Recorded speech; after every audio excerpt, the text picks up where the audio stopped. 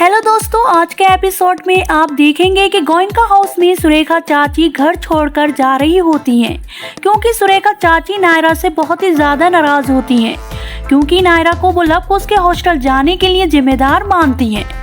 लेकिन नायरा रोती हुई कहती है उसमें उसकी कोई गलती नहीं है। लव कुश को बहुत दिन हो गए यहाँ आए हुए और एक ना एक दिन तो लव कुश को हॉस्टल जाना ही था। वहीं घर वाले नायरा को समझाती हैं, नायरा इसमें तुम्हारी कोई गलती नहीं है, तुम फिक्र मत करो, सुरेखा को हम समझा लेंगे। सुरेखा अपने कमरे में होती है, वहीं कमरे में अखिलेश भी पहुंच जाता है और वो उसे समझा रहा होता है। अखिलेश सुरेखा से कहता है कि तुम क्यों कमरे में बैठी रहती हो। वहीं सुरेखा कहती है कि वो अब तक बहुत शांत रह चुकी है लेकिन अब वो शांत नहीं रहेगी।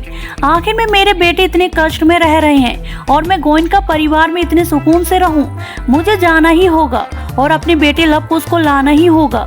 मैं अपने बेटों के बिना एक पल भी नहीं रह सकती। तभी इतने में अखिलेश कहने लगती है, सुरेखा तुम ऐसा कुछ भी नहीं कर सकती।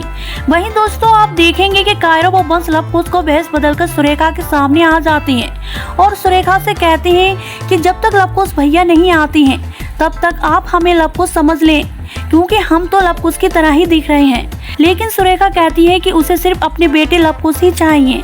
तभी नायरा और घर के सभी लोग आ जाती हैं और नायरा कहती है कि चाची इसमें मेरा कोई कसूर नहीं है।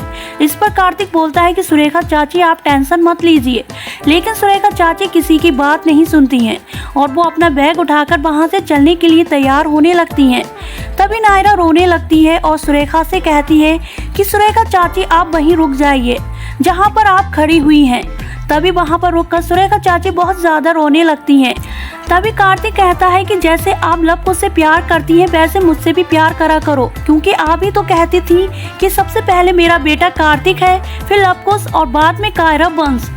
कार्तिक की बातें सुनकर सुरेखा मान जाती है और कार्तिक और नायरा को गले लगाकर बहुत ज्यादा रोने लगती है। इसके बाद आप देखेंगे कि कायरा और वंश घर वालों के लिए एक सरप्राइज पार्टी रखते हैं और वो सभी घर वालों को नीचे हॉल में बुलाते हैं। जब घर वाले नीचे उतरकर रंगों की प्लेटें देखती हैं तो बहुत ज्यादा खुश हो जाते हैं। तभी सब लोग होली खेलने लगते हैं और इसी के साथ सब एक दूसरे के साथ डांस भी करते हैं। वहीं कलर से भरे गुब्बारे भी होती हैं और एक दूसरे पर वो गुब्बारे फेंकते हैं। जहां कार्तिक और नायरा एक दूसरे के साथ होली खेलते खेलते एक दूसरे में खो जाते हैं, वहीं घर के सभी लोग गायब हो जाते हैं। जब नायरा कार्तिक देखते हैं कि घर का कोई भी सदस्य नहीं है। इसके बाद नायरा कार्तिक से कहती है अब उन्हें भी जाना चाहिए क्योंकि बहुत ज्यादा कपड़े गीले हो गए हैं। लेकिन कार्तिक कहता है कि अभी मत जाइए क्योंकि मैं अभी तुम्हारे सामने बैठा हुआ हूँ। लेकिन नायरा कपड़े चेंज करने के लिए अपने रूम में चली जाती है। इसके बाद आप देखेंगे कि कायरा और वंश सुरेखा के रूम में बैठे हुए होते हैं। जब सुरेखा उन दोनों को अपने रूम में देखती है तो वो उन्हें गले लगा लेती है। कायरा कहता है कि ताई जी जब तक लव कुश भैया नहीं आते हैं तब तक हम आपके रूम में लेटेंगे।